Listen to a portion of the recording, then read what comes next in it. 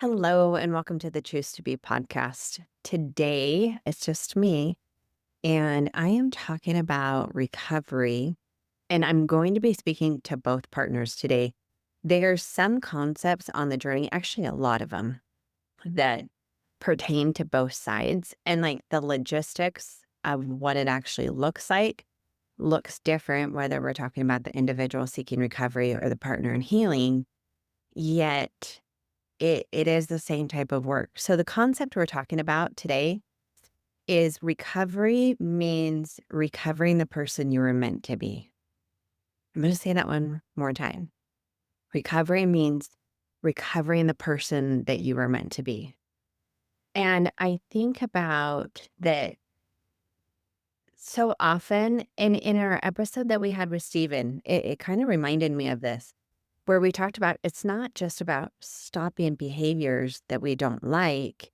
It's really about moving towards something. And when we have had injuries or pains, or even just life can happen to us that we get removed from parts of ourselves that we almost lose. So in betrayed partners, I can see this as they have spent years being the spouse, being the nurturer, being the thing that everyone else needs them to be. If they're a parent, like putting all of that into that, to being a mother or being a father and losing those parts of themselves. In my individuals who are seeking recovery, I see a lot of it where early on in childhood, they learned that being their full self wasn't safe. And it maybe wasn't safe because the parent wasn't safe. Maybe it wasn't safe because others around them told them that that was bad or wrong. Or I even think about in where original shame gets rooted in is in this concept with betrayal blindness that in childhood, we so badly need for survival to connect to our caregivers. And if we have caregivers who cannot show up for us in the ways that we need emotionally, physically, and if they're abusive or harmful or dangerous, instead of us seeing them for what they are, we instead take on that message of, I am bad or unworthy. Therefore, that's why that parent can't give me the love that I need, or why that parent is hurting me or injuring me. And often this happens even before we can talk. And that's what Michelle Mays talks about, where the original shame begins. So there's that message of I have to hide. I have to hide myself. I was bad or not good enough. Therefore, I have to be this person that these other people need us to be. And so we see the hiding, the pretending, the people pleasing, the protecting. And often those layers started so young that they get built layer upon layer upon layer upon layer upon layer, that we learn to shut down our voice, dull our intuition, or play the part that somebody needs for us to stay connected. And then now I'm going to swing back to the betrayed partner. How many times have you probably felt that? I had to shut down my voice. I had to dull my intuition. I had to play the role that my partner wanted to be so we could have some level of connection. You see how there's these two separate paths, but they're in weaving together, interconnecting, but they're different. So in whether this shows up in betrayal trauma, addiction, emotional shutdown, there is this needing to recover and reclaim ourselves in this healing journey for whoever it is. So there is this work of shedding those layers. It's a process of letting go of what's not you. And I'll just start by saying that's not easy work.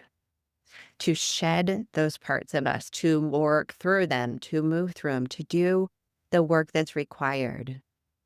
For betrayed partners, it is really looking at the trauma, allowing yourself to grieve, facing triggers, not run from triggers or shutting down through triggers, but allowing yourself to move through the triggers and getting support to help you do that.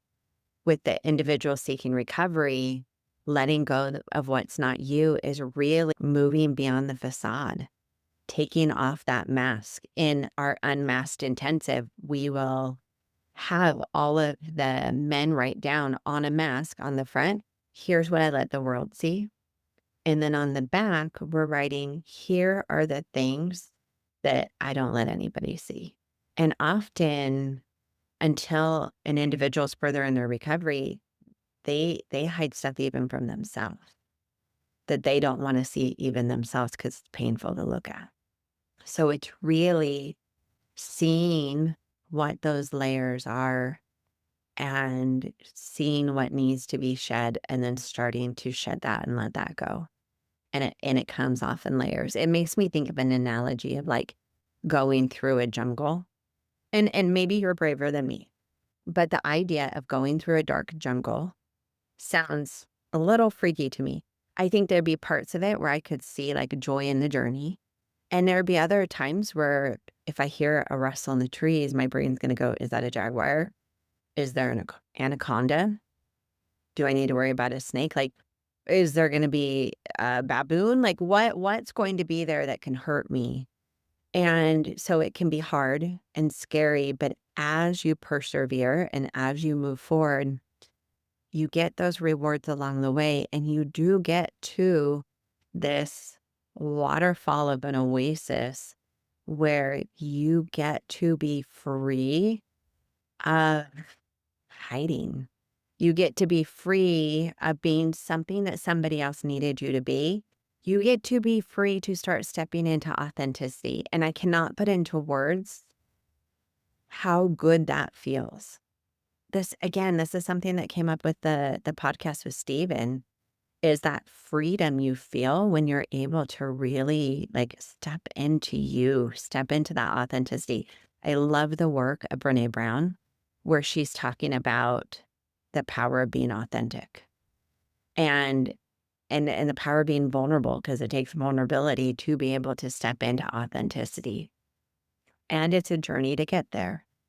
And I don't like using the analogy of the cold, dark jungle and getting to this like oasis and waterfall, because it doesn't mean that you get to the waterfall and then the rest of your days you're like laying out on a hammock drinking, I don't know, whatever fruity drink you love.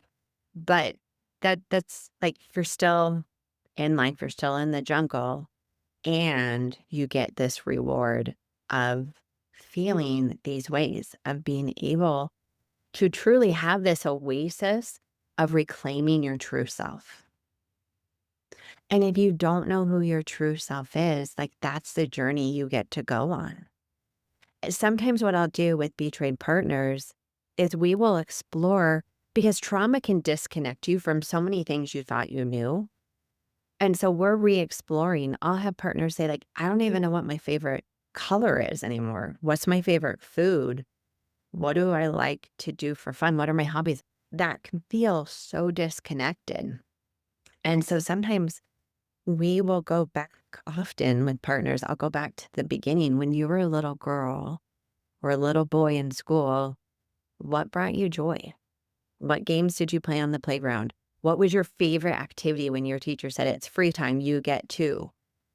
And before the world really came and potentially injured you, what was some of that authentic you?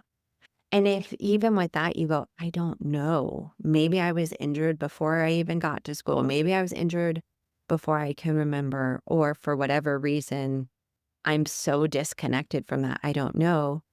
Then we get to explore. We get to start trying things. And we're doing this in conjunction with the healing work. There can be joy that is found in this journey, and it doesn't have to be all hard. Like, yeah, it is hard work, and there's a lot of hard pieces. And there's parts of ourselves that sometimes we don't want to see or we're not ready to see. But also, we get to find joy, and we get to find parts of ourselves. And as you reclaim these parts of yourself, and as you start healing these different parts of yourself, it brings such a wholeness to our souls. There's an integrity, a joy, a wholeness, a sense of coming home. Like your body and your soul is what's home, it's what's safe. And that anybody can create.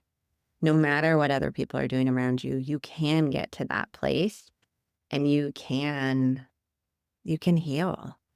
And it's not just about healing from the harm. It's about remembering who you are underneath all of that. So if you're in the middle of the jungle, keep going. The fact that you are on the trail and the fact that you're listening to this as you're on the trail, right? Your soul remembers what's waiting for you. Keep taking those steps, keep moving forward.